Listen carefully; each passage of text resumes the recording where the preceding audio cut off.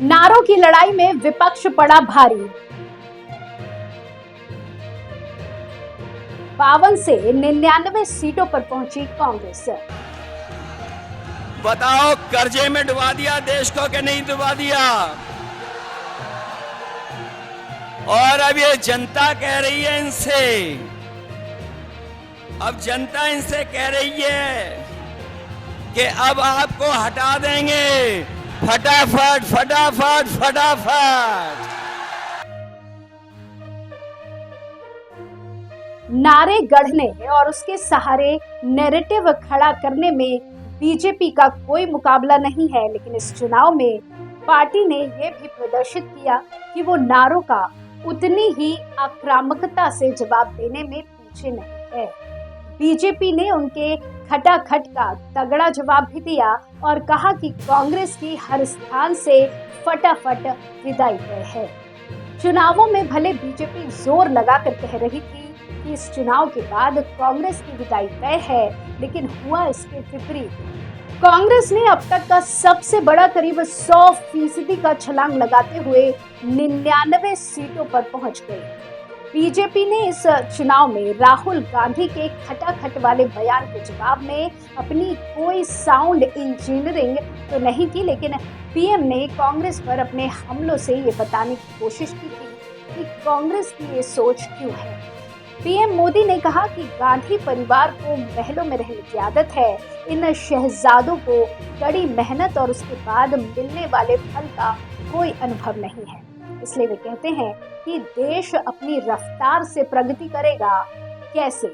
खटाखट खटाखट। रायबरेली की जनता भी उन्हें खटाखट खटाखट कर। इधर चुनाव के 1-2 चरण के बाद ही कांग्रेस को पता चल गया था कि उसका खटाखट वाला बयान फटाफट काम कर रहा है, इसलिए प्रियंका गांधी समेत कांग्रेस के तमाम दूसरे नेताओं ने भी खटाखट का इस्तेमाल दूसरी बातों को समझाने में किया, जिसका असर भी जनता पर दिखा। राहुल गांधी के जुमले का असर कांग्रेस के सहयोगी दलों पर भी हुआ। बिहार की एक रैली में आरजेडी नेता तेजस्वी यादव ने कहा कि आपको नौकरियां मिलेंगी फटाफट फटाफट, बीजेपी हो जाएगी सपाचट सपाचट, कांग्रेस और लालटेन को वोट मिलेंगे ठकाठक ठकाठक। तेजस्वी जब ये तुकबंदी कर रहे थे तब राहुल गांधी उनके बगल में बैठे मुस्कुरा रहे थे। समाजवादी पार्टी के प्रमुख अखिलेश यादव पर भी खटाखट का रंग नजर आया। एक चुनावी सभा में उन्होंने इसकी तुकबंदी में गटागट का इस्तेमाल किया। उनका इशारा चुनावी बॉन्ड स्कीम के तहत बीजेपी को मिले चंदे की ओर था। नारों के अलावा कुछ शब्दों को लेकर भी चुनावी दंगल देखने को मिला। आरजेडी अध्यक्ष लालू यादव ने पीएम मोदी की फैमिली को लेकर सवाल उठाए तो इसे बीजेपी ने अभियान ही बना दिया। बीजेपी के दिग्गज नेता खुद को मोदी का परिवार बताने लगे। मोदी का परिवार शब्द अपने सोशल मीडिया अकाउंट में अपने नाम के साथ जोड़ दिया, लेकिन चुनावी नतीजों में इसका कोई खास असर देखने को नहीं मिला।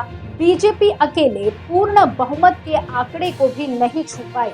सहयोगी दलों के साथ लोकसभा की कुल 293 सीटों पर कब्जा किया। इंडिया गठबंधन का 225 से ज्यादा सीटों पर कब्जा। ये तो साफ करता है कि 2019 के चुनाव से इतर इस बार विपक्ष ने अपने जिस भी जुमले से सत्ता पक्ष पर वार किया वो काफी दमदार था।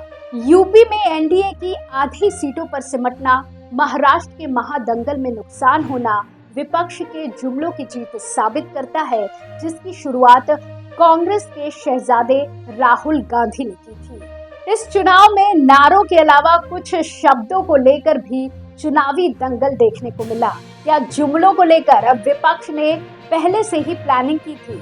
चुनावी जुमलों को लेकर वार पलटवार को आप कैसे देखते हैं? इस तरह के और अपडेट के लिए कृपया अपने एयर न्यूज चैनल को सब्सक्राइब करें और जब भी कोई नया वीडियो अपलोड हो तो तत्काल सूचना के लिए बेल आइकॉन पर क्लिक करना ना भूलें।